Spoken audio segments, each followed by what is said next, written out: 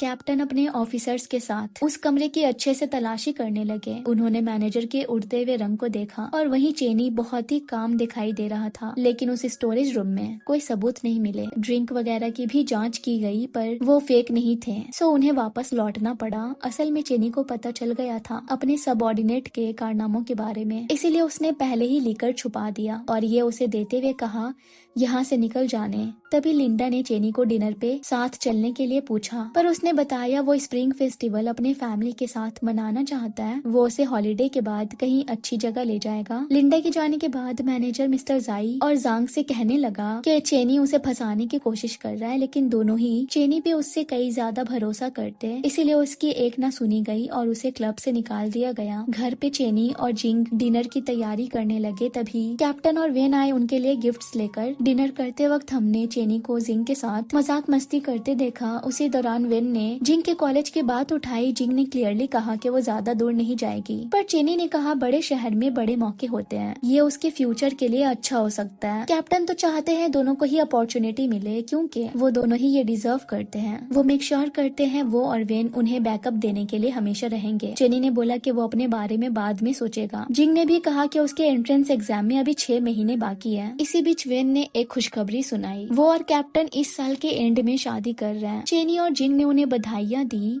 सबने ड्रिंक पीकर सेलिब्रेट किया, पर जिंग अभी सिर्फ 17 साल की है, तो उसे ऑरेंज जूस ही मिला। जब कैप्टन चेनी के साथ अकेले होते हैं तब उसे समझाते हैं कि वो मिस्टर जांग और जाई से जितना दूर रहे उतना ही अच्छा होगा उसके लिए, क्योंकि उनके बिजनेस कभी क्लीन नहीं होते हैं। चेनी भी कहीं न कहीं ये जानता है, पर उसके पास अभी नाइट क्लब से बेहतर कोई जॉब नहीं है, इसलिए वो भी वहाँ फूंक फूंक कर कदम रखता है। यहाँ वेन और जिंग फेस मास्क लगा रहे हैं। जिंग ने पूछा वेन न्यू ईयर पे अपने घर क्यों नहीं जा रही है। उन्होंने बताया घर पे उलझन और परेशानियां हैं, एक बार वो सही हो जाए तब चली जाएंगी। और वैसे भी वो जिंग के एंट्रेंस एग्जाम के टाइम पे उसे कंपनी देना चाहती हैं, पर जिंग समझ गई वो जरूर कुछ छुपा रही हैं। वेन ने बस इतना कहा कि वो अभी छोटी है, अगर वो उसे बताएंगी भी तो उसे समझ नहीं आएगा। उसे फिलहाल अपनी हैप्पी लाइफ एंजॉय करनी चाहिए, वरना तो बड़े होने के बाद हमेशा चिंता में रहना पड़ता है। जिंग ने अफसोस के साथ कहा अगर ये बात है तो शायद वो कब की बड़ी हो गई। मूड को लाइट करने के लिए वेन ने उससे उसके फर्स्ट लव के बारे में पूछा। जिंग ने बताया ऐसी स्टोरी है ही नहीं सुनाने के लिए। यहाँ कैप्टन चेनी को समझाते हैं कि उन्होंने उसे और जिंग को ग्रो होते देखा है, वो उनके लिए बच्चे जैसे हैं, इसीलिए बड़े होने के नाते वो चाहते हैं दोनों को फ्यूचर में किसी तरह के खतरे का सामना ना करना पड़े। चेनी ने कहा कि जिंग एक नॉर्मल लाइफ जिएगी, अच्छे यूनिवर्सिटी में जाएगी, वो उस पे कोई दाग लगने नहीं देगा। कैप्टन ने उसे कभी खुद के लिए भी इस तरह से सोच लेने को कहा, साथ ही बोला कि चाहे कुछ भी हो जाए वो उन्हें प्रोटेक्ट करने के लिए हमेशा रहेंगे। कहानी चल रही है साल 2005 की। जिंग सीनियर ईयर में है। एक रोज चेनी उसके स्कूल के बाहर उसका वेट करता है। उसी वक्त उसकी नजर एक आदमी पे पड़ती है जो छुप कर जिंग की तस्वीर ले रहा था। चेनी ने उसे पकड़ा, उस पे गुस्सा किया। आसपास क्राउड जमा हो गई। जिंग ने भी ऐसे देखकर उसे उस आदमी से हटाया।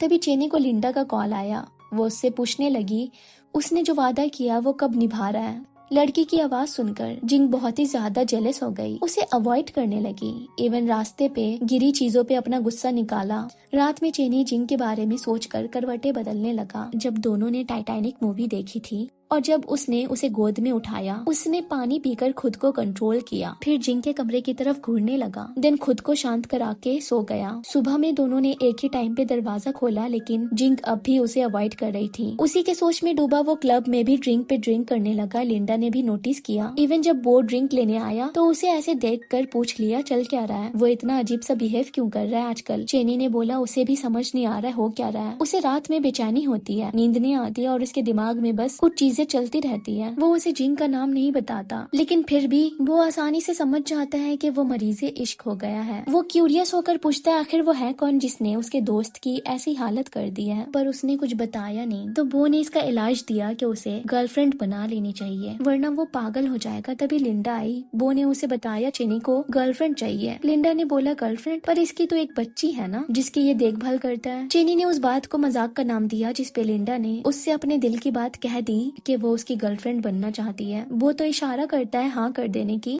पर चेनी ने बोला उसे रिलेशनशिप में नहीं आना। सो लिंडा ने कहा कम से कम उसके साथ डेट पे तो चल ही सकता है। अम्यूजमेंट पार्क में लिंडा और उसके साथ वो योंग और जिंग भी जाने वाले थे। जिंग तो अच्छे से रेडी होने लगी, पहली बार लिपस्टिक लगाया जिसे देखकर चेनी उसे बस देखने ही लगा। उसके चेहरे पे ऑटोमेटिकली स्माइल आ गई। वहाँ सबने राइड्स में बहुत एंजॉय किया। जब जिंग चेनी के साथ थी तो बहुत खुश लग रही थी, लेकिन जैसे ही लिंडा राइड्स पे चेनी के बगल बैठ गई तो उसका मुंह उतर गया। मुंह फुलाते हुए बार बार पीछे मुड़कर अपने चेनी को देखती रहती। यहाँ वो अपने दोस्त की सेटिंग लिंडा से कराने में लगा होता है। दोनों को क्लोज खड़ा करा कर उनकी फोटो लेता है, पर जिंग ऐसे कैसे होने देती, बीच में आकर उनकी पिक्चर्स खराब कर देती है। लिंडा को भी लगा दोनों फैमिली है तो वो साइड में हट गई। जब फेरिस व्हील में बैठने की बारी आई तो सिर्फ 4 ही लोग एक ग्रुप में जा सकते थे और वो लोग थे 5। तो जिंग जल्दी से लिंडा को हटाकर चेनी के पास आ गई, पर उसके दोस्तों ने उसे कबाब में हड्डी बनने से रोकने के लिए उसे अपने साथ ले लिया। लिंडा के साथ बैठे चेनी बस काम ही की बातें कर रहा था। तभी लिंडा उसके बाल सही करने के लिए उसके पास आ गई। सामने वाले व्हील पे बैठे योंग और बो ने ये देखकर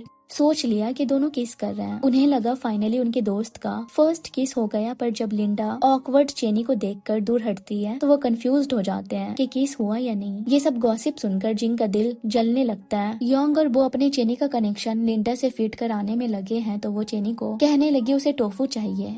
वो फौरन से उसे ये सर्व करता है। वो ने कहा लिंडा को भी सर्व करने, और जब उसने उसके प्लेट में भी टोफू बढ़ाया तो जिंग ने गुस्से में अपना टोफू वहीं साइड में रख दिया। वो और योंग पूछने लगे तुम्हें अपने टीचर से डांट वाट पड़ी है क्या, तब से अजीब सी हरकतें कर रही हो। लिंडा भी क्यूरियस होकर पूछ ही लेती है क्या वो दोनों सच में भाई बहन हैं, क्योंकि दोनों एक दूसरे से एकदम अलग लगते हैं। वो ने बताया हाँ ये दोनों बायोलॉजिकल नहीं है, पर अब एक फैमिली की तरह रहते हैं और वो भी इसका हिस्सा बन सकती है। उसे तो वो भाभी भी कहने लगे और चेनी के कुकिंग की तारीफ की। सो जिंग ने बताया घर पे खाना वो बनाती है, इवन अपनी तारीफ चेनी के मुंह से भी करवा दिया। लिंडा ने बोला कि वो जिंग के हाथ का खाना खाना चाहती है, पर उसने साफ कहा कि उसका कल एग्जाम है तो उसे आने की जरूरत नहीं। वो बोलने लगा कि घर आकर चेनी के बनाए खाने को ट्राई कर सकती है, वो तो जिंग से भी टेस्टी बनाता है। जिंग का तो मुंह पूरे वक्त बिगड़ा रहा, जिसे चेनी ने भी नोटिस किया। घर आकर जिंग ने चेनी की जैकेट जो उसने उसे ठंड से बचने के लिए पहनाई थी लॉन्ड्री में रखा, तब पॉकेट से एक पाउच गिरा जिसमें एक रिंग थी। चेनी ने बताया कि ये किसी और का है जिसे रिटर्न करना है, पर अगर उसे पसंद है तो वो उसके लिए ऐसी रिंग ला सकता है। जिंग ने चिढ़कर बोला कि उसे नहीं चाहिए। चेनी ने उसे सहला कर कहा कि वो उसके लिए ले आएगा, पर उसे अभी सिर्फ पढ़ाई पे ध्यान देना चाहिए। इस तरह से मेकअप करके दूसरों को कॉपी नहीं करनी चाहिए, ये उस पे सूट भी नहीं करती। तो अगले दिन वो सच में आईने में अपने आप को बिना मेकअप के देखने लगती है। तभी चेनी आया, उसने माफी मांगी और कहा कि वो कल ड्रंक था इसीलिए कुछ भी बोल दिया। उसे दिन गिफ्ट दिया। जिंग ने बोला कि जाकर अपनी गर्लफ्रेंड को दो, वैसे भी स्कूल में ज्वेलरी पहनना अलाउ नहीं है। जब चेनी ने बोला लिंडा उसकी गर्लफ्रेंड नहीं है, तब जाकर जिंग ने गिफ्ट एक्सेप्ट किया जिसमें स्टड इयरिंग थी। चेनी ने कहा अगर वो किसी बात से अपसेट हो तो उसे कहे, ऐसे अपने अंदर दबाकर उसे साइलेंट ट्रीटमेंट ना दे। वही हम देखते हैं 2 वर्कर्स को, जिनमें से एक है लिन फेंग जो हु नाम के बॉस को बताता है कि मेन हॉल की ओपनिंग को पहले ही चौड़ी कर दी गई है और जो लिंटेल वो यूज कर रहे हैं वो लोड उठा नहीं पाएगा। उन्होंने कहा ओपनिंग छोटा कर देने। वर्कर ने बोला वॉल मेजर कर लिया गया है, ब्लूप्रिंट रेडी है। ऐसे चेंज करने का बोल देने से सब आसानी से चेंज नहीं हो जाता, सबका अपना एक प्रोसीजर होता है। दूसरा वर्कर उसे वहाँ से ले गया इससे पहले कि हु को गुस्सा आ जाए। तभी उनके आदमी ने आकर बताया नया प्रोजेक्ट मैनेजर जाई का आदमी चेनी आया है। वही वर्कर्स बातें कर रहे होते हैं कि प्रोजेक्ट डेडलाइन पे है और ये हु को कुछ आता जाता नहीं है। हेइचिंग यूनिवर्सिटी से ग्रेजुएट होके भी अनपढ़ का ऑर्डर सुनना पड़ता है। चेनी उसी वक्त आया था। वो उनकी कंस्ट्रक्शन साइट पे हो रहे प्रॉब्लम्स को भी सुनता है और जब हु उसे वेलकम करने आते हैं तो उसे कहता है हेलमेट इतने पतले हैं, कंस्ट्रक्शन फ्रेमवर्क ब्लूप्रिंट को फॉलो नहीं कर रहा, ऐसे काम चल रहा है। तो हु ने बोला कि वो नई सेफ्टी हेलमेट अरेंज कर देंगे। चेनी ने कहा उसे अगले हफ्ते तक इंसुलेशन ग्रेड वाले चाहिए। हु के जाने के बाद चेनी ने लिनफेंग से पूछा हाइचिंग कैसा शहर है। उसने बताया अच्छा है पर एक्सपेंसिव है, वहाँ वो लोग इंटर्नशिप करके भी बस रेंट के पैसे ही कवर कर पाते हैं। वहीं स्कूल में जिंग को पिक करने के लिए वो आया। जब जिंग ने पूछा चेनी कहाँ है, तब उसने बताया वो तो लिंडा के प्रोजेक्ट में बिजी है, इसलिए उसे बोला आकर जिंग को पिक करने। लिंडा का नाम सुनते ही वो चुपचाप आगे निकल गई, वो के बाइक में बैठी नहीं। वहीं जाई और हु कुछ गेम खेल रहे थे। चेनी जाई को वाइन सर्व कर रहा था जो मिस्टर जांग ने जाई के लिए फ्रांस से मंगवाया। उसने गौर किया है कि वो दोनों फैमिली ना होते हुए भी फैमिली से कम नहीं है। उसके लोगों को परखने के हुनर को देखकर जाई ने बोला उसके साथ हमेशा के लिए हाथ मिला लेने और उनके लिए काम करने। वो भी उसे अपना परिवार बना सकते हैं, लेकिन चेनी साफ तौर पे कह देता है कि उसे बस पैसा मिलता रहे तो वो उनके काम भी आता रहेगा। जाय ने बोला एक बार उसने हांगकांग मर्चेंट से डील फाइनलाइज कर दिया तो वो उसे पैसों से नहला देंगे।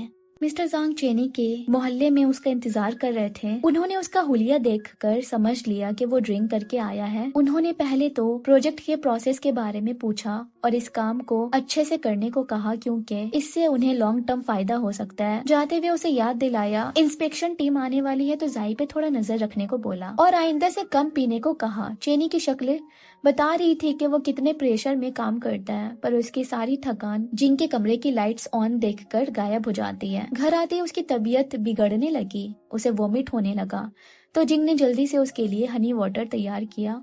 ये पीने के बाद चेनी ने कहा जिंग का यहाँ तेंग शहर से निकल जाना ही सही रहेगा, पर वो साफ कहती है जाएगी तो उसके साथ ही, वरना वो यही ठीक है। देखते ही देखते जिंग ग्रेजुएट हो गई। उसके सभी क्लासमेट्स अपने अपने यूनिफॉर्म पे एक दूसरे का साइन ले रहे थे। यादगार के तौर पे लियो भी अपना शर्ट ले आया म्योजिंग के पास उसका इसमें साइन लेने के लिए। उसने उससे भी उसका यूनिफॉर्म मांगा, पर उसने मना कर दिया। जिंग की दोस्त ने पूछा कि वो ये किसके लिए बचा रही है, कहीं कोई ऐसा तो नहीं है जिसने उसकी जिंदगी इन 3 सालों में खुशियों से भर दी। जिंग ने कहा ऐसी कोई बात नहीं है, वो अपना जैकेट लाई नहीं है। पर उसने तो झूठ कहा था। वो इस पे चेनी से कुछ लिखवाना चाहती है। यहाँ जाई इंस्पेक्शन टीम की वजह से परेशान है, तो जांग उसे ब्लैंक टैक्स रिसिट को ठिकाने लगा देने को कहते हैं, पर जाई उनसे चेनी को लेकर अपनी चिंता जाहिर करते हैं। उन्हें अब भी उस पर ट्रस्ट नहीं है। जांग ने कहा चेनी उनके सारे काम हैंडल कर देता है, रिस्पेक्टेड दिखता है, इसलिए हर मामला आउटसाइडर पे छोड़ना उन्हें सेफ भी नहीं लगता। जब जिंग स्ट्रीट फूड ले रही थी तभी उसने कई पुलिस की गाड़ी को जाते हुए देखा। उसने दुकानदार से पूछा हुआ क्या है। उन्होंने बताया टैक्स की कड़ी जाँच हो रही है, डिस्ट्रिक्ट 7 और क्वांगशिया जैसी कंपनी हेविली इंस्पेक्ट हो रही है। ये सुनते ही उसे चेनी की फिक्र होने लगी। उसने तुरंत उसे कॉल लगाया पर लगा नहीं, तो वो से पूछा इस वक्त वो कहाँ पे होगा। उसने बोला हो सकता है लिंडा के साथ। रात में जब वो घर आया तो टेबल पे जिंग का जैकेट और उस पे रखा मार्कर पेन देखा और वो खुद गहरी नींद में सो रही थी। अगले दिन उसने लिनफेंग से साइंस और इंजीनियरिंग प्रोग्राम के कट ऑफ स्कोर्स के बारे में मालूमात किया। वो जिंग के फ्यूचर को लेकर बहुत ही सीरियस था। जब लिनफेंग ने पूछा उसने हाई स्कूल में कैसा किया है, तब चेनी ने प्राउडली कहा वो टॉप 10 प्लेस पे आई थी। लिनफांग ने बोला तब तो उसे आराम से एडमिशन मिल जाएगा। चेनी ने जिंग को कॉल लगाकर बताया उसने उसके इंटरेस्टेड मेजर्स से रिलेटेड इंफॉर्मेशन निकाली है, पर उसका रिप्लाई बहुत ही ठंडा होता है। इवन जब चेनी उससे पूछता है अगर उसकी कोई खाने पीने की डिमांड है तो वो उसके लिए लेकर आएगा, पर उसने कुछ भी लेकर आना बोलकर फोन रख दिया। रात में उसका ध्यान तो पढ़ाई पे था, लेकिन जैसे ही उसने सुना चेनी फोन पे किसी को एयरपोर्ट छोड़ने की बात कर रहा है तो वो कान लगाकर सुनने लगी और जिद किया कि उसे भी उसके साथ जाना है। जिंग ने बातों बातों में कहा कि उसे हाइचिंग यूनिवर्सिटी में अप्लाई करना चाहिए, पर जिंग ने बोला कि वो है शहर नहीं अप्लाई करेगी। फिर पूछने लगी कि वो किसे एयरपोर्ट सी ऑफ करने जा रहा है, तो उसने बताया लिंडा को आज उसका फ्लाइट है। तो जिंग ने कहा कि जाने से पहले उसकी वोकैबुलरी रिव्यू करने में उसकी हेल्प करने। उसे तो बहाना चाहिए था चेनी को लेट कराने और उसके साथ ज्यादा से ज्यादा टाइम बिताने का। उसने इसी दौरान उसे कहा उसके जैकेट में अपना साइन कर देने। चेनी ने पूछा लिखना क्या होगा। जिंग ने कहा चाहे तेंग हो या कोई और जगह, हम दोनों हमेशा साथ रहे, कभी अलग ना हो। जब चेनी एयरपोर्ट आया लिंडा को सी ऑफ करने, तब उसने क्वांशिया की डूबती हालात और टैक्स वगैरह के बारे में बताया। उसने वार्न किया अगर वो यहाँ रहा तो आज नहीं तो कल खुद भी इन सब में घसीटा जाएगा, इसलिए उसने 2 टिकट्स बुक की थी। उसने चेनी को अपने साथ आने को कहा और ऑफर दिया उसके साथ अब्रॉड बिजनेस करने की, जिसमें यहाँ से कई गुना मुनाफा है। चेनी ने पोलाइटली मना कर दिया। बताया जिंग का कॉलेज एंट्रेंस एग्जाम करीब है, उसे यही उसके लिए रुकना है। सो लिंडा भी उसे गुड बाय बोलकर चली गई। यहाँ उसने जिंग के लिए नाश्ता बनाकर उसे एग्जाम के लिए गुड लक विश किया। जिंग ने पूछा लिंडा ने जाने से पहले उसे कुछ कहा नहीं। चेनी ने बताया कि वो उसे अपने साथ जाई से चुरा कर ले जाना चाहती थी साथ बिजनेस के लिए, लेकिन उसने मना कर दिया क्योंकि यहाँ उसे एक बड़े इन्वेस्टमेंट पे ध्यान देना है। जिंग ने पूछा ये किस बारे में है, पर चेनी ने बताया नहीं। उसे एग्जाम के लिए ले जाते टाइम बार बार आइडेंटिटी कार्ड, वाटर बॉटल वगैरह की याद दिलाने लगा। नर्वस होने से मना किया। जिंग ने बोला फिक्र ना करने, क्योंकि वो एग्जाम में टॉप स्कोर लाकर अपनी फैमिली का नाम रोशन करेगी। सेंटर पहुंचकर चेनी ने जिंग को हक करके बेस्ट ऑफ लक विश किया और कहा एग्जाम खत्म होने के बाद वो उसे बढ़िया सी मील कराने ले जाएगा। अंदर एग्जामिनेशन हॉल में जिंग ने अच्छे से सारे क्वेश्चंस के आंसर्स लिखे। वहाँ बाहर चेनी बाकी पेरेंट्स के साथ नर्वस नजर आ रहा था। एग्जाम खत्म होते ही सारे स्टूडेंट्स खुशी में बाहर आ गए, अपने अपने पेरेंट्स से मिले। चेनी हाथ में सनफ्लावर लिए खड़ा था। वहाँ बो और और यंग भी थे, लेकिन जिंग ने भागते हुए सीधे चेनी को गले लगाकर कहा उसका पेपर बहुत ही बढ़िया गया है। चेनी ने जब उसे सनफ्लावर दिया तो वो फूले नहीं समाई। दोनों एक दूसरे को देखते हुए ब्लश करने लगे। वो ने सोचा ये क्या चल रहा है, पर चेनी ने दोनों को भगा दिया ये कहकर कि वो सिर्फ जिंग को खाना खिलाने ले जा रहा है। पर जिंग ने बोला कि उसे उसके साथ घर पे ही मिल करना है। घर पहुंचते ही जिंग ने सनफ्लावर को अच्छे से बकेट में रख दिया, बिल्कुल सनलाइट के पास। जब दोनों फल खा रहे थे तब चेनी ने उससे पूछा अब उसने यूनिवर्सिटी सिलेक्ट कर ली है ना। जिंग ने बताया कि वो तेंग के ही किसी कॉलेज में पढ़ेगी। चेनी उसे जज्बाती होकर नहीं, थोड़ा प्रैक्टिकल होकर सोचने को कहता है और बोलता है हाईचेंग जैसे बड़े यूनिवर्सिटी में बेटर रिसोर्सेज हैं और ये तेंग से ज्यादा दूर भी नहीं है। उसने उसे एप्लीकेशन तक अच्छे से सोच लेने को बोला। वेन को हम शादी की ड्रेस ट्राई करते देखते हैं। वो इतनी प्यारी लगती है कि जिंग उनकी एक फोटो खींच लेती है। वेन ने उसे भी कुछ ड्रेसेस ट्राई करवाए और पूछने लगी कि क्या उसे कोई लड़का पसंद है। वैसे तो जिंग जल्दी बता नहीं रही थी, लेकिन वेन ने पूछना बंद नहीं किया। तब जाकर जिंग ने बोला एक लड़का है जिसे हर पल देखने का मन करता है और हमेशा डर लगता है कि कहीं वो उससे अलग न हो जाए। वेन ने उसे समझाया अपनी फीलिंग्स दबाने नहीं, जाकर कह देने, ताकि बाद में पछतावा न रहे। यहाँ कैप्टन चेनी को एंगेजमेंट रिंग दिखाते हैं। चेनी ने कहा जैसे वेन की टेस्ट है उसे नहीं लगता उसे गोल्ड पसंद आएगा। उन्होंने बोला हर लड़की को गोल्ड पसंद आता है।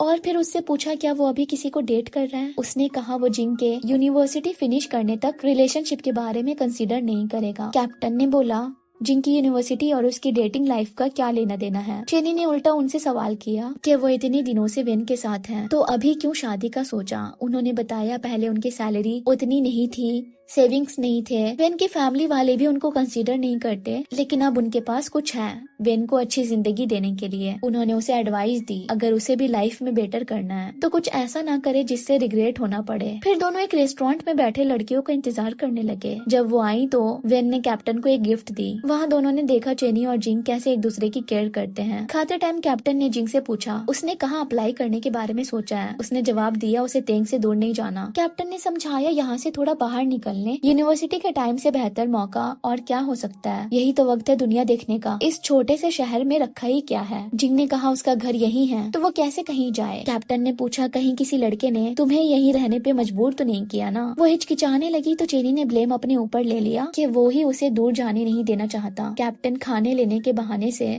चेनी को अपने साथ नीचे ले गए। जाते टाइम जब जिंग ने पूछा कैप्टन जू ने आखिर उससे किस बारे में बात की, तो वो ठीक से बता नहीं रहा था। तभी वेन और कैप्टन बाहर आए। बारिश हो रही थी तो उन दोनों को राइड देने का ऑफर दिया, पर चेनी ने बताया उसने बाहर ही अपना बाइक लगाया है तो वो दोनों चले जाएंगे। जब दोनों बाइक पे होते हैं तब चेनी याद करता है कैप्टन की कही बात। उन्हें समझ आ गया कि वो म्योजिंग को लाइक करता है, इसीलिए उसे दूर जाने नहीं दे रहा। उन्होंने साफ कहा कि वो उसके फ्यूचर के साथ गलत कर रहा है। जिंग को अच्छे यूनिवर्सिटी में जाना चाहिए, इस शहर से निकलकर अपना फ्यूचर बनाना चाहिए, वरना वो उसकी रिस्पॉन्सिबिलिटी क्या उठा पाएगा जिसकी खुद की जिंदगी दलदल में फंसती जा रही है। तभी चेनी का बाइक खराब हो गया। बारिश भी तेज हो रही थी। पास ही में फैक्ट्री था तो वो दोनों वहीं रुक गए। चेनी ने अपने जैकेट से उसके बालों को पोंछा। इसी दौरान कहा उसे अपने फ्यूचर के साथ खेलना नहीं चाहिए।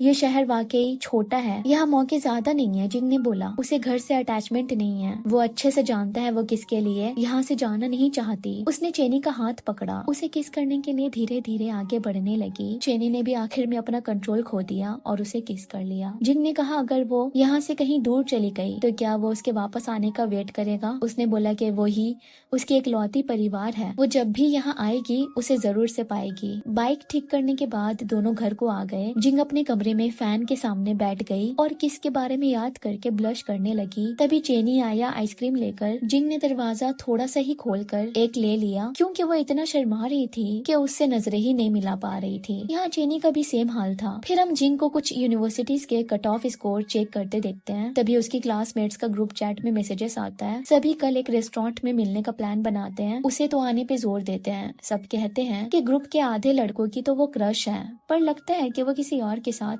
सीक्रेटली रिलेशनशिप में है। जिंग का भी मन करता है चेनी को डेट करने का। यहाँ जाई के ऑर्डर से कंस्ट्रक्शन साइट पे प्रोजेक्ट का काम रुकवा दिया गया। वर्कर्स परेशान क्योंकि उनकी रोजी रोटी इसी से चलती है। ऊपर से उन्हें 2 महीनों से सैलरी नहीं मिली।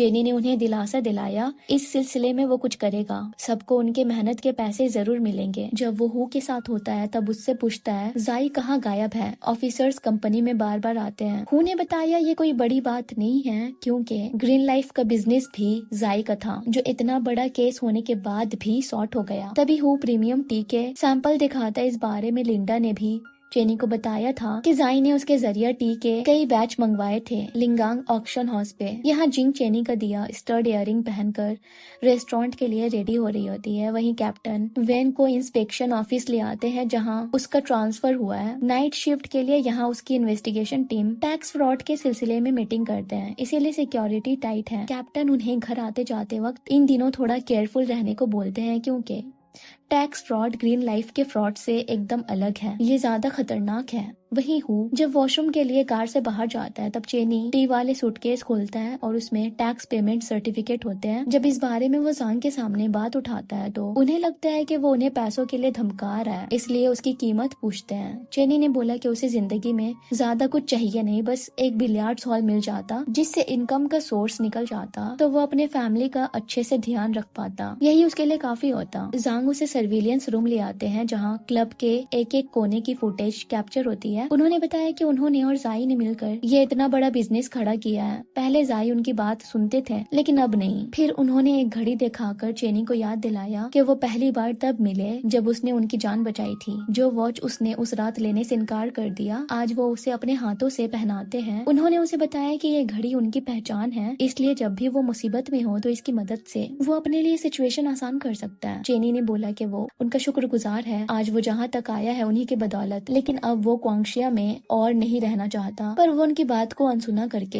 एक रेस्टोरेंट में जाकर जाई को कुछ पहुंचाने का काम देते हैं। उसे रेस्टोरेंट में जिंग अपने क्लासमेट्स के साथ सेलिब्रेशन कर रही होती है। उसकी दोस्त उसे सिंगिंग करने को कहती है, सो वो सबके साथ एक गाना गाती है। सब बहुत ही इमोशनल हो जाते हैं क्योंकि ये शायद उनकी आखिरी मुलाकात हो सकती है। उसके बाद सभी अपने अपने कॉलेज लाइफ में बिजी हो जाएंगे। सभी गेम्स खेलते हैं, एंजॉय करते हैं। इसी बीच लियू जिंग को कन्फेस करने के लिए फ्लावर बुके लिए आगे बढ़ता है और कहता है कि वो भी हे शहर के यूनिवर्सिटी जा रहा है, तो वो 4 सालों तक एक ही शहर में रहने वाले हैं। उसने आखिर में कह दिया कि वो उसे लाइक करता है, उसे अपनी गर्लफ्रेंड बनाना चाहता है। दूसरी तरफ चेनी आता है जाई के पास अकाउंट्स डिटेल लेकर जो जाई के सभी कंपनीज की थी। वहाँ पे इस एरिया में एक्सपर्ट आदमी को भी बुलाया गया था जो सारे डॉक्यूमेंट्स देखकर बताता है ये फंड्स लांगांग में ट्रांसफर करना रिस्की हो सकता है। तो जाई चाकू दिखाकर उसे धमकाता है कि उसे यहाँ ये सब बकबक करने के लिए नहीं बुलाया गया। वो उसे डराते हुए रिश्वत भी देते हैं अपने अकाउंट्स चुपचाप मैनेज करवाने के लिए। चेनी लिकर लाने के बहाने से थोड़ा फ्रेश एयर लेने बाहर आता है। तभी पास से आवाज आती है। सभी कोरस में बोल रहे थे मियोजिंग को लियू को हाँ कह देने, पर जिंग ने उसे पोलाइटली कहा कि वो किसी और को पसंद करती है। ये सुनते ही चेनी अपने हाथ से जांग की घड़ी उतारता हुआ चला जाता है, पर जिंग की नजर उस पे पड़ जाती है। वो उसके पीछे आकर पूछती है यहाँ वो क्या कर रहा है। उसने बताया अपने बॉस के किसी काम से आया था। तभी जिंग के पीछे उसके दोस्त आ जाते हैं उसे केक कटिंग के लिए बुलाने के लिए। लियू ने भी आकर उसे कल हाइकिंग पे चलने के लिए पूछा, पर उसके बदले चेनी ने ना कर दिया। तभी जाई ड्रंक हालत में चेनी को आवाज लगाते हैं और उससे पूछते हैं ये सब कौन है।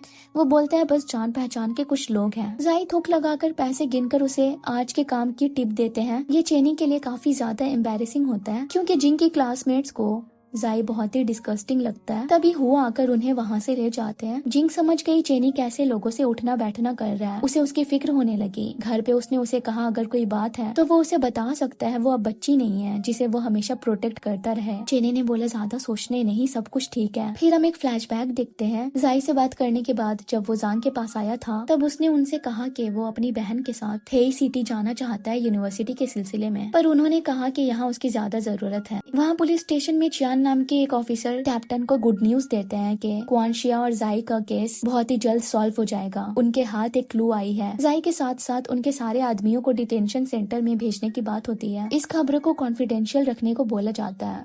यहाँ जाई के बोर्ड पे रेड पड़ गई जिसकी खबरें से वो बौखला गए। उन्होंने जांग से पूछा, जब उनके कहने पे उन्होंने सारे पैसे लांगांग में ट्रांसफर कर दिए, सारे शेडी प्रोजेक्ट शट डाउन कर दिया, तो अब भी ये सारी मुसीबत उनपे क्यों आ रही है? पुलिस उनके पीछे क्यों पड़े हैं? जांग ने कहा ये सब करने में देर तो हो गई है, पुलिस भी इस बार डटी हुई है, पर जांग उन्हें एक रास्ता बताते हैं। वहीं जिंग सुपरमार्केट के सेल से बहुत से सामाने ले आती है और खुशी में ये सब चेनी को दिखाती है। रात में बिजली के साथ बारिश हो रही होती है। जिंग की आंखें फड़क फड़क रही होती है। उसे लगता है कि शायद उसे रिजल्ट की टेंशन हो रही है। वो मैसेज करके अपने एंजाइटी के बारे में चेनी को बताती है, तो वो उसके डर को भगाने के लिए उसके कमरे में आकर सो जाता है। पर फ्लोर पे जिंग ने बोला आकर बेड पे सो जाने, वो उसे काट थोड़ी लेगी, पर उसने मुस्कुरा कर मना कर दिया। लेकिन जैसे ही देखा जिंग बिजली के कड़कने से डर रही है, वो उसके बगल आकर सो गया। लेकिन जिंग को नींद कहाँ आ रही थी, वो तो बस उसे घूरती जा रही थी और उसे किस करने की कोशिश भी करती है, पर चेनी उसे रोक देता और कहता है अभी नहीं। जिंग ने पूछा क्यों, क्या कोई बात है जो वो उससे छुपा रहा है? चेनी ने बोला कि वो आगे से उसे सब कुछ बताएगा। देर रात में उसे एक कॉल आता है जिसे रिसीव करने वो चुपचाप रूम से बाहर निकलता है, पर जिंग उठ जाती है, उससे पूछती है फोन किसका था। चेनी ने बताया जांग उसे अभी अर्जेंटली बुला रहे हैं। जिंग ने बोला आज पूरे दिन उसकी आंखें फड़क रही थी, दिल घबरा रहा था, तो वो ना जाए घर पे ही रुके, पर उसने बोला कि वो उसके रिजल्ट चेक करने से पहले आ जाएगा। जिंग ने भी उससे वादा लिया और जाते हुए उसे छाता दिया और फिर से कहा मत जाओ, पर उसने बोला जाना जरूरी है, वो हमेशा के लिए तो नहीं जा रहा ना। जांग उसे एक काम देते हैं करने को, एक आखिरी काम, और वादा करते हैं इसके बाद उसे रोकेंगे नहीं, जहाँ जाना चाहता है वो जा सकता है। इवन हाथ जोड़कर रिक्वेस्ट करते हैं। जांग ने उसे इंस्पेक्शन ऑफिस जाने को कहा। उसने मैसेज में जिंग को बता दिया कि वो ये काम कंप्लीट करते ही सीधे उसके पास आ रहा है। सो वो इंटरनेट कैफे आ जाती है क्योंकि घर का कंप्यूटर खराब हो गया। वहाँ इंतजार करते वक्त वो अपने थॉट्स लिखती है अपने प्राइवेट फोल्डर में, और वो ऐसा कई टाइम से कर रही है। उन मैसेजेस में बस चेनी का जिक्र होता है जो उसके लिए फैमिली और होम है। उसे लगा था अब उनकी लाइफ एक बेहतर डायरेक्शन में जा रही है, लेकिन जिंदगी ने फिर से एक खेल खेल दिया। इंस्पेक्शन ऑफिस में आग लग गई। कैप्टन जू किसी तरह से जिंग को संभालते हैं जो चेनी के लिए अंदर लापरवाह होकर जा रही थी। फायर ब्रिगेड, रेस्क्यू टीम्स सब अपने काम में लगे हुए थे। खुशकिस्मती से चेन बच गया। अगले सीन में जिंग रो रही होती है और गुस्से में पूछती है चेनी से जब उसने तेंग सिटी की यूनिवर्सिटी में अप्लाई किया था तो उसने चेंज क्यों किया? सब कुछ तो सही चल रहा था, फिर हुआ क्या? चेनी बहुत ही कठोर दिखाई देता है। वो उसे बैंक कार्ड देता है जिसमें 80,000 वान है। वो उसे ये देकर यहाँ से चले जाने को कहता है। जिंग ने पूछा क्या उसने कभी उससे प्यार नहीं किया? चेनी ने बोला नहीं, वो उससे अब बहुत ही थक चुका है। ये सुनने के बाद जिंग उसे एक जोर का थप्पड़ लगाकर चली गई। चेनी ने बोला सिटी जाने के बाद जब तक वो उसे कांटेक्ट ना करे वो उसके पास लौटने की कोशिश भी ना करे। हे शहर के यूनिवर्सिटी में वो पढ़ने लगी। डॉम में वो चुपचाप रहा करती और अपने प्राइवेट चैट्स में लिखती चेनी ने उसका हाथ क्यों छोड़ा, उसने उसे अपने से दूर क्यों किया। एट प्रेजेंट चेनी जिंग को वापस हेई भेजने के लिए टिकट बुक करता है, पर वो लैंडलाइन की तार कट कर देती है और कहती है चाहे वो उसकी जितनी जल्दी वाली फ्लाइट बुक कर दे वो यहाँ से कहीं नहीं जाने वाली। तो चेनी उसके सारे सामान पैक करके बाहर कर रहा होता है। जिंग ने बोला अगर वो इसे दरिया में भी डाल दे पर इससे कुछ नहीं होगा, वो उसके कपड़े पहन लेगी। चेनी का सर दुखने लगता है। उसे समझ नहीं आता वो इस जिंग से कैसे डील करे, क्योंकि अब वो पहले जैसी नहीं रही। चेनी अपने कमरे को साफ करके कचरा फेंक कर आता है। वॉशरूम का दरवाजा खोलता है तो जिंग को छोटे कपड़े पहनकर ब्रश करते हुए देखता है, तो बोलता है थोड़े कपड़े पहन लेने। उसने बोला तुम तो ऐसे इनोसेंट बन रहे हो जैसे अब भी बच्चे हो। चेनी उसे अपना जैकेट फेंक कर देता है पहनने के लिए, पर वो उल्टा उसे फेंक कर बोलती है गंदे कपड़े वॉशिंग मशीन में डालने वो उस पे क्यों थ्रो कर रहा है। जब वो फिर से उसके कमरे में जाता है बात करने तो उसे शावर लेने के बाद हेयर ड्राई करते हुए देखता है। सो अनकंफर्टेबल होकर बाहर आ जाता है। जब वो आती है तो पूछता है वो यहाँ कब तक रहने वाली है। उसने बोला जब उसका एनुअल लीव खत्म हो जाएगा और जिसके साथ वो जाएगी उससे बात हो जाएगी तब। फिर पास में रखे चेनी की सिगरेट लेकर उससे लाइटर मांगती है। चेनी शॉक्ड हो जाता है और पूछता है कि वो ऐसे कैसे बन गई। जिंग ने बोला लोग तो बदलते हैं, 6 साल का अरसा कम नहीं होता, और वैसे भी यही फ्यूचर तो वो उसे देना चाहता था, उसे तो खुश होना चाहिए। उसका टॉन्ट चेनी के दिल को चुभ जाती है। शावर लेते टाइम उसे फायर एक्सीडेंट ट्रिगर करने लगता है। वो एंशियस हो जाता है तो घर से निकल जाता है और उसे जाता हुआ खिड़की से जिंग देख लेती है। उसकी गैर मौजूदगी में कुछ चीजें देखती है। एक बॉक्स में उसके कई पुराने सामान होते हैं और उसका फोन जो चेनी ने अब तक संभाल कर रखा है। तभी उसे किसी लड़के का मैसेज आता है। वो उसे कॉल लगाकर बताती है कि वो अपने घर आई है अपने भाई के पास, जिसके बारे में उसने कभी उसे बताया नहीं था, इसलिए वो थोड़ा हैरान हो जाता है। तब जिंग ने बोला कि वो उसके साथ सालों से कांटेक्ट में नहीं थी, पर है तो वो फैमिली ही। बिलियर्ड्स हॉल में बो चेनी को सोया हुआ पाता है। पूछता है क्या म्याजिंग की वजह से आखिर वो यहाँ क्यों आई है। चेनी ने बताया कि वो छुट्टी मना रही है। बो ने बोला उसकी बात पे यकीन ना करने, उसे इतने सालों बाद थोड़ा पीस मिला है, फिर से वो इन सब में फंसे ना। वहीं जिंग आई है लॉक स्मिथ के पास एक नया लॉक लेने के लिए, क्योंकि पुराने वाले को वो तोड़कर घर में घुसी थी। ये वही अंकल लियू है जिनसे उसने फायर एक्सीडेंट के टाइम पे इंस्पेक्शन ऑफिस के लॉक तोड़ने को कहा था, जिसमें इन्वेस्टिगेशन की सारी जरूरी फाइल्स थे, पर उन्होंने सीधा ना कर दिया था। जिंग ने घर आकर ताला रिप्लेस कर देने को बोला। जब चेनी बिलियर्ड्स क्लब से बाहर आकर अपने कार में बैठता ही है कि तभी जिंग भी अंदर आ गई और बोला सीधे मार्केट चलने ग्रोसरीज लेने के लिए, और नए ताले की चाबी भी दे दी। चेनी ने भी बिना कुछ कहे गाड़ी स्टार्ट कर दिया। जिंग की नजर उसी चाम पे पड़ी जिसे उसने चेनी को 6 साल पहले दी थी। चेनी ने कार फास्ट किया और कहा ग्रोसरी लेने से अच्छा खाना लेना है। सो वो फूड लेकर घर लौटे पर ट्यूबलाइट फ्लिकर करके बंद हो गया। तो जिंग उसे ठीक करने लगी पर चेनी उसे हटाकर नहीं लगा देता है। जिंग ने पूछा क्या अब उसे इलेक्ट्रिक से डर नहीं लगता। चेनी ने उसी का डायलॉग बोला 6 साल काफी होते हैं इंसान को बदलने के लिए। तभी उसे किसी का मैसेज आया, सामने वाला मेल करने के लिए बुला रहा था। तो वो जाने लगा। जिंग ने पूछा इतनी लेट में कहाँ जा रहे हो। तो कहा कि उसकी गर्लफ्रेंड है। जिंग ने बोला मैंने ये थोड़ी पूछा था, तुम्हें क्या लगता है मैं यहाँ तुम्हें चेज करने के लिए लौटी हूँ। वही मिस्टर लियू नाम के आदमी को हम जांग के साथ पूल गेम खेलते और बिजनेस की बातें करते देखते हैं। मैच खत्म होने के बाद वो एक तस्वीर निकाल कर पूछते हैं क्या वो इस आदमी को जानते हैं। फोटो में चेनी था उस आदमी के बगल। जांग बोलते हैं वो चेनी को जानते हैं, इसको नहीं। वो बताते हैं कि वो उनका खास आदमी रह चुका है, उसकी बहुत तारीफें करते हैं। तो लू बताते हैं कि उन्हें कुछ काम में ऐसे ही आदमी की जरूरत है। तो जांग कहते हैं कि चेनी को एक मैच के लिए वो बुलाएंगे, फिर वो उसे उससे मिलवा भी देंगे। यहाँ बो, योंग और चेनी बाहर बैठे खा पी रहे होते हैं। तभी फैट ड्रैगन का वही लड़का अपने बॉस के साथ आता है जो बिलियर्ड्स हॉल आया था चेनी को धमकाने के लिए। फैट ड्रैगन बड़े प्यार से चेनी को कहते हैं कोलैबोरेट करने। वो ऑफर रखते हैं आजकल चेनी का बिलियर्ड्स हॉल बहुत अच्छा कर रहा है, कई लोगों की नजर है उस पे, तो वो अपने आदमियों से उसके क्लब को प्रोटेक्शन दे सकते हैं। बदले में 30% का प्रॉफिट यानी छोटी सी रिश्वत चाहिए। चेनी ने बोला कि उसने ये क्लब अपने दोस्तों के लिए खोला है, उनके शेयर फिक्स हैं, बाकी वो चाहे तो वो वहाँ आकर खा पी सकते हैं, उसके चार्जेस वो नहीं लेगा। फैट ड्रैगन कहते हैं एक दोस्त बनाना दुश्मन बनाने से ज्यादा बेहतर है, यानी कि चेनी अगर उसके जबरदस्ती के सौदे को नहीं मानेगा तो उसके साथ अच्छा नहीं होगा।